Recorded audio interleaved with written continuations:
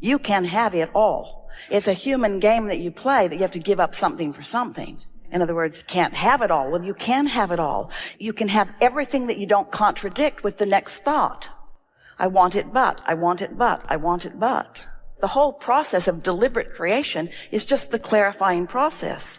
So you go as far as you can go and feel good, and then give it a rest, because if you go further than you can go and it feels good, then you begin to introduce unnecessary resistance to the pile or to the subject.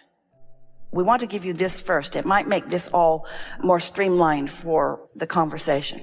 Imagine a pile of sticks. We play a lot with these sticks. We've been saying for a long time that every subject is really two subjects. There's what's wanted on one end and the absence of what's wanted on the other end. And sometimes you think that you've picked up the stick that says prosperity, but what's really active is your feeling of lack of prosperity. And so it feels to you like you're setting goals and you're working hard and you're trying to get this prosperity, when every time you approach the subject, what's active in you is not enough money. And so things do not improve that well. And so recently we've been asking you to think of these sticks in a different way. So here's a pile of sticks, and let's pull out the stick that's about prosperity. Let's put prosperity on this end of the stick, and let's call this end of the stick the manifestation end. This is the materialized end of the stick. This is the physical awareness of life end of the stick. This is the conditional end of the stick. This is the conditions that I'm wanting to improve end of the stick. And so let's put money on one of the sticks, and let's put relationship on one of the sticks, and life work. That's the subject that people are reaching for all the time on one end of the stick. So here are these sticks all engraved with these important subjects. So let's pull that money stick out. And on the other end of the money stick, the non-physical end of the stick, the vibrational end of the stick, the vortex end of the stick, the where your inner being is end of the stick. What's on that end of the stick is not money, because money activates the lack of money in you every time you think about it. That's how you feel about money. On the non-physical end of the stick is freedom, fun, adventure, flexibility, choices. So when you pick up the stick with all those things on the other end of it, when you think about choices and fun and doing fun things, you're less likely to activate resistance. And yet you've picked up that stick that is about prosperity, and so prosperity now is coming to you until you use the word that throws resistance into the mix. Does that make sense to you? So that's our premise. Now let's sort this out. This is a big topic for a lot of people. This is a conversation about energy and the way a lot of people are approaching things. It is so 1980s. It is so goal setting. It is so get hold of what you want and focus upon what you want, and don't listen to other people and follow your dream and blah, blah, blah, and all of that stuff. And we agree with all of that. We just think that you're ready for the vibrational version of this. We know for sure that you're ready for the vibrational version of this. That's under the influence or not. In other words, no one can think those thoughts they want to think unless they are in the vicinity of those kind of thoughts. When you take an example of someone else, there are so many people that have had such success, are having such success, that we're feeling discouragement, and therefore we're attracting discouragement at some point in their life. But we want you to understand, no one was getting that kind of information from someone who wasn't feeling that way. That was his point of attraction at that time. And so you've got to figure out some way to have a different point of attraction in order for there to be encouraging words come to you. You see what we're getting at? This is not about the action that you offer. It's the vibrational premise or stance from which the action is inspired. And so we just want to get right back to the root. We want to get back to what influence are you under, and then the information that flows to you, you can take it to the bank. But if you're discouraged, the information that comes to you is not going to be meaningful or worthwhile. It's just going to be more of the same, more of the same, more of the same. Did that make any sense? We think that you are a wonderful teacher and uplifter. And often, when you hold someone in your gaze, your desire for them is very strong for them to accomplish what they are wanting.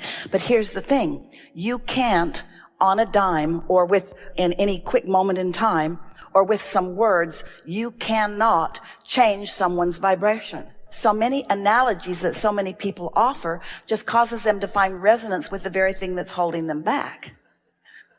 This is a vibration that is rampant on this planet because people want to know what they can do that will improve their life experience, what action to take, what to do. In other words, most people are eager to do. They're eager to do. So they try doing this, and they try doing this, and they try doing this, and they often get the same results no matter what they're doing because they're doing it from the same vibrational premise. And so when you step back a little bit and you realize that your wonderful, uplifting intention is not so much about what they do, but about how they feel, which will inspire the perfect doing in the moment. There's so much opportunity to do, and some of it will lead to what they want and some of it won't. And so how do you sort that out? That's the question that's vibrating within you. How do you know? Because someone could have had a bad experience with someone like that, and so you want to warn them off of that because that doesn't look like a very good idea to you, when in fact it could be exactly what this person is ready for at this moment in time. And so if you step away from trying to answer the question about what someone would do, how do you want to feel? What is it that you want to feel? It's a wonderful thing to activate within someone. What does a true feeling of prosperity feel like? That's a wonderful thing. But it's also a wonderful thing to activate within them. What kinds of things do you feel the best when you are involved in them? Because you can marry the two, and your wisdom is absolutely accurate and could not be more true. Follow what you want to do. Find something that you really want to do and do it, and the money will follow. But there's another question to stick in there ahead of that. How do you find what you really want to do? There are a lot of people that have a sense of what they want to do, but they don't know how to find it. And the reason they don't know how to find it is because they're trying to get there through the doing rather than through the feeling. And so if you're all about how do you feel, and you are practiced enough in your own meditation process to show yourself how you can allow your vibration to raise at will anytime you sit, and you say, you know, I've got a tool for you, a step for you that you may have not considered, or you may have overlooked, or you may have misunderstood, but this is where this all starts, and once you get the hang of this, it begins moving really fast. What you want to find is a feeling place that is resistant free. And in finding a feeling place that is resistance free, you're going to tap in not only to the power of the universe, but you're going to tap in to a stream of conscious thought that has been honed and discovered just for you, that will guide you step by step into action after action, all of which will be pleasurable on your way to more and more that you really want. When you tune into this, you don't have to have any highs and lows. You don't have to struggle. Most of the people who have made it into great success, the thing that they are most eager to tell you about when you want to talk to them about their success, if you are privy to having a personal conversation, almost all of them will go right back to the struggle that they lived, because somehow they still think that that struggle was inherently important to the success that they're now having. And in every single case, we want to say, flawed premise, flawed premise, flawed premise, flawed premise. It wasn't until you got over that you started letting the good stuff in. All that suffering does to you, all that moving in the direction of what you don't want does to you, is it in time makes you so weary of making that effort that doesn't work that you finally just give it up. And during all the process of all that struggle, you put so much into your vortex that when you finally give up the struggle, then all of this stuff that's all queued up for you begins to flow into your experience. That's where all of that success comes from every single one of them. There's not a person on this planet that has had this enormous success that you are all wanting to experience yourself, or at least wanting to note is successful for them, that if we were to visit with them, there isn't one of them that's an exception to what we just said. Every single one of them lived enough resistance and in the process created something wonderful. But at some point, they stopped focusing in the direction of the resistance. Maybe it was out of weariness. Maybe it was just because it was ridiculous. Or maybe, and here it is, Maybe it's because in the process of knowing what they don't want, they know what they do want, they don't want, they know what they do want, they don't want, they know what they do want, they don't want, they know what they do want. And once this vortex gets really going with source energy, non-resisted source energy focusing upon it, when source energy is focused upon what you really want, that will win over your negativity if you have been going after it long enough. Well, that's a struggle that will bring success, but we think it is far more hard work than any of you need to do. Did you hear the distinction that we're making here? Hard work will get you to some of what you want, but why were you depriving yourself of so much pleasure while you were building your vortex when you could have been cashing in your chips anytime that you wanted to? And the reason is because you've inherited from the generations before you the flawed premise that you have to struggle and you have to sacrifice in order to have success. And it just is not true. It just is not true.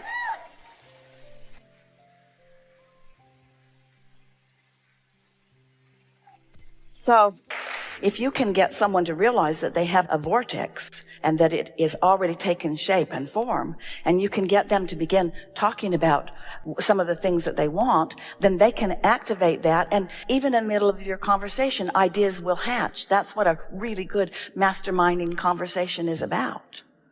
You've had many of those. That's who you are. You're a teacher to the very core of your being, but you're wanting to guide people toward how they feel and then the impulse of what they want to do. Just remember, you're beings, you're not doings, you're beings. And let's take it a little further. You're feelers, you're not doers, you're feelers, you're feelers, you're feelers, you're tuners, you're not doers, you're tuners.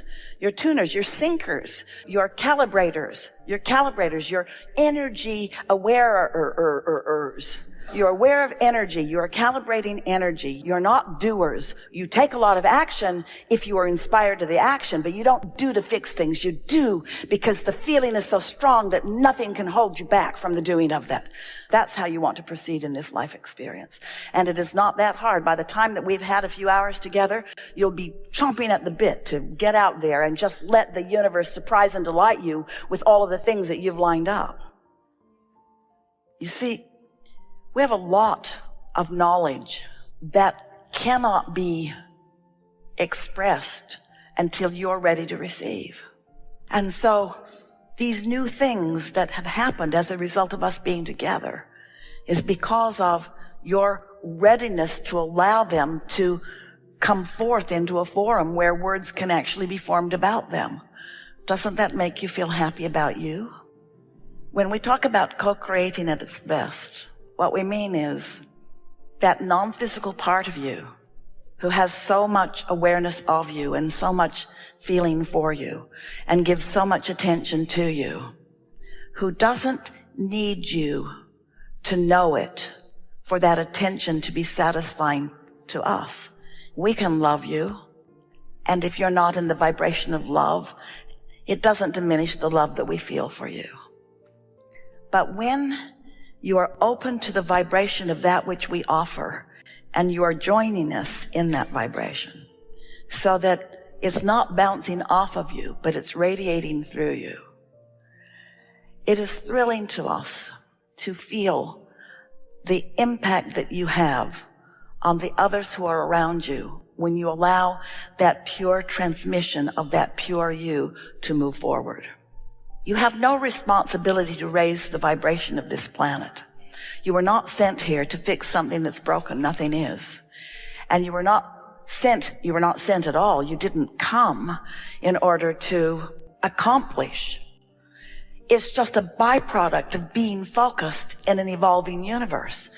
You can't get it wrong because variety will continue to surround you and new ideas will constantly be born within you. And when those new ideas are born within you, we revel in them because there is nothing more exhilarating to us than new and more and expansion. There is great love here for you. And as always, we remain joyfully in your vortex.